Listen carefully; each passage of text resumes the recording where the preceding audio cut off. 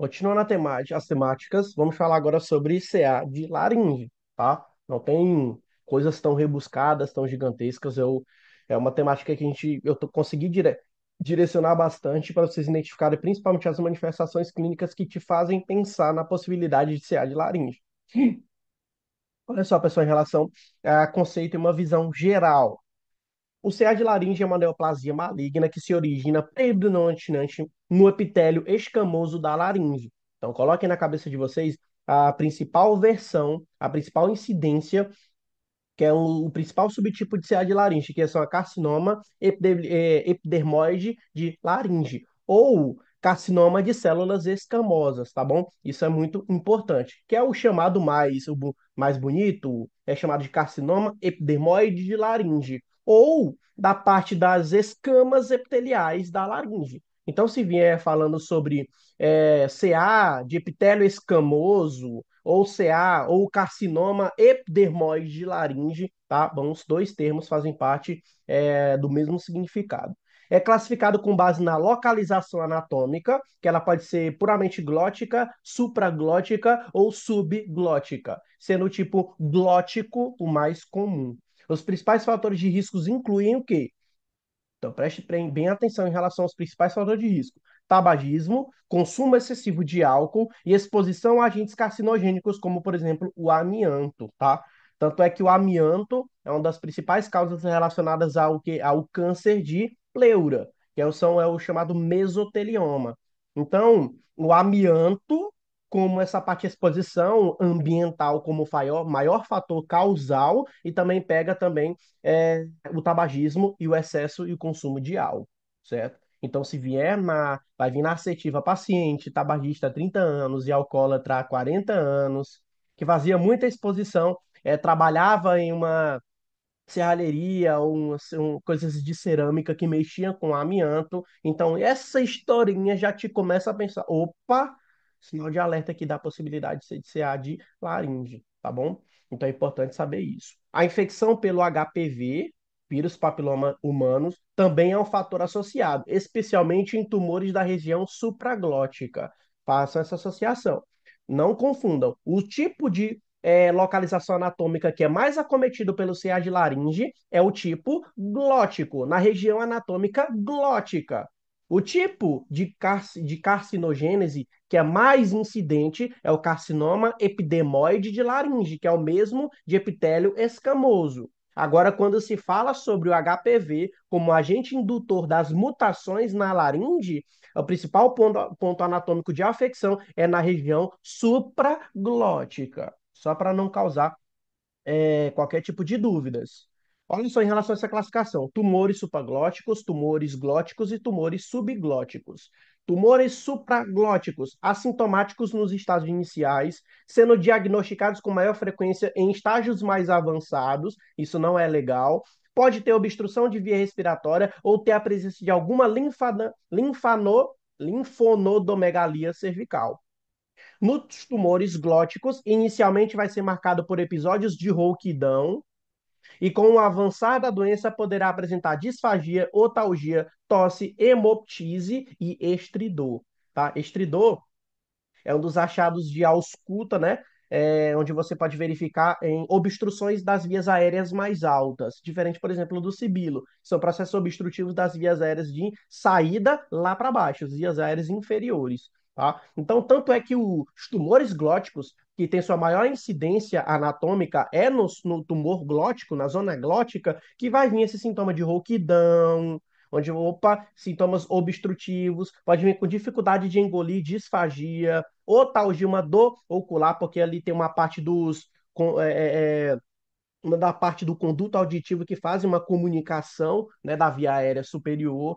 Então, por exemplo, os ósteos faríngeos da tuba auditivos são pontos de comunicação entre a tuba e a parte. Por isso que para criancinhas que têm isso aqui mais reto, o ósteo faríngeo, tem mais chance de uma faringoamidalite ou uma faringite desencadear uma otite média aguda.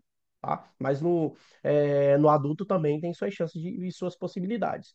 Então, essa parte dos tumores glóticos trazem como manifestações mais recorrentes essas aqui que estão na tarjinha preta. Agora, aqui embaixo, tumores subglóticos, eles são raros e estão associados a estridor e dispneia aos esforços. Abordagem inicial. Uma história clínica sugestiva de CA de laringe apresenta o quê? O que te sugestiona? Rouquidão, início insidioso, que é um incídio que não é da noite para o dia que você vai ficar rouco. A rouquidão ela vai ficando cada vez mais progressiva, insidiosa, tá? Onde esse início é insidioso, lento, há mais de 3 semanas. Faringite, disfagia, odinofagia, que é uma dor à deglutição, otalgia e uma possibilidade de ver uma massa cervical ao exame físico. O paciente pode vir também com caquexia, perda de peso e sofrimento generalizado são sinais de doença avançada. Só que caquexia, perda de peso, sofrimento generalizado são sintomas constitucionais basicamente de qualquer tipo de câncer, tá? Então isso aqui embaixo não vai te diferenciar para dizer que é câncer de laringe. O que vai falar a favor de câncer de laringe são a rouquidão, faringite, disfagia, odinofagia, otalgia e massa cervical palpável.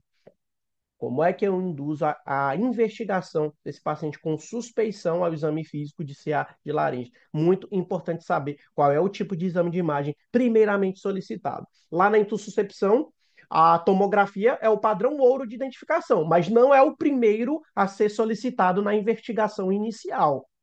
Primeiro lá na ultrassonografia. Agora aqui, olha só, eu posso fazer investigação laboratorial, tá? Onde eu vejo que a presença de massa palpável, o exame físico indica a realização de PAF, pulsão aspirativa por agulha fina, onde eu posso fazer uma coleção e fazer uma avaliação citológica daquela coleção que foi feita.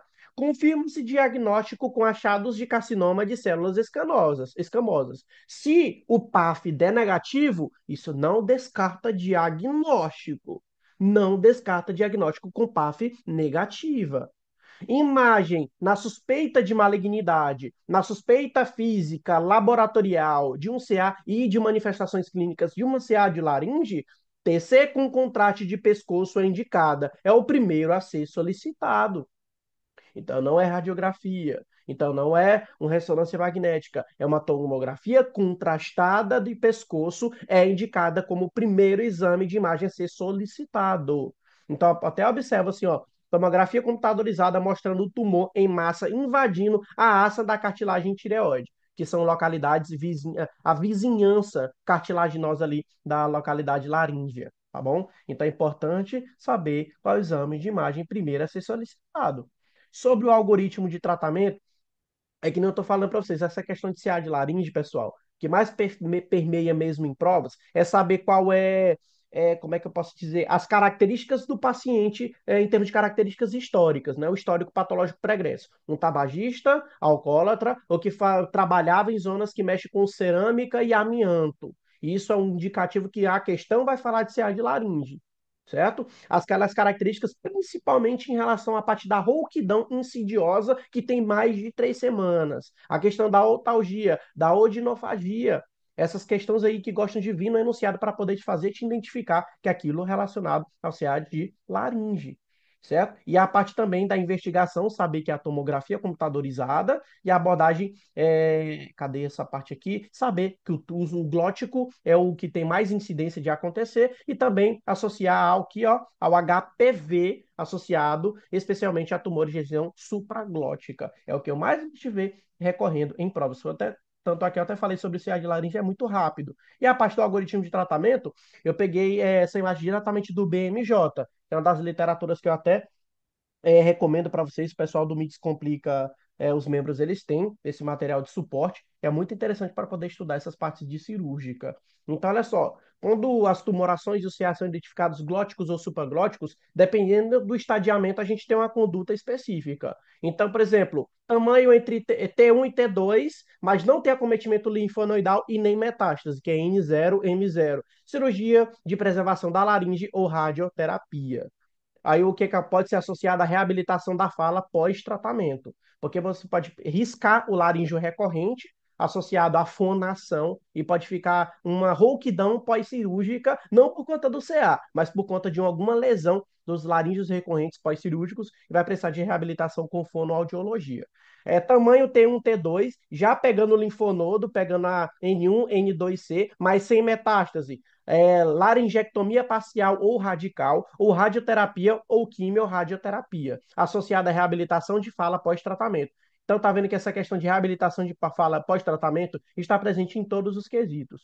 Agora, pegando tamanhos maiores, a gente vai escalonando ainda mais a parte terapêutica. Então, essa parte aqui é um pouco de decorebinha, eu não diria muito para sair decorando de cada estadiamento com cada tipo. O que vocês precisam saber basicamente em relação à cirurgia de laringe é o quê? Pode ser feito uma laringectomia parcial ou total em casos moderados e avançados. Em casos mais iniciais, pode fazer uma cirurgia de ressecção do tumor com preservação da laringe. Principalmente quando não tem acometimento de linfonodos, quando não tem acometimento metastático de vizinhança, ou adjacentes a curta distância ou de longa distância em termos sistêmicos. Tá? E quando as coisas são mais avançadas demais, aí o que acontece? Vai ter que apelar para quimio-radioterapia e também questão de terapia hormonal sistêmica. E, óbvio, sempre associando a reabilitação de fala pós-terapêutica.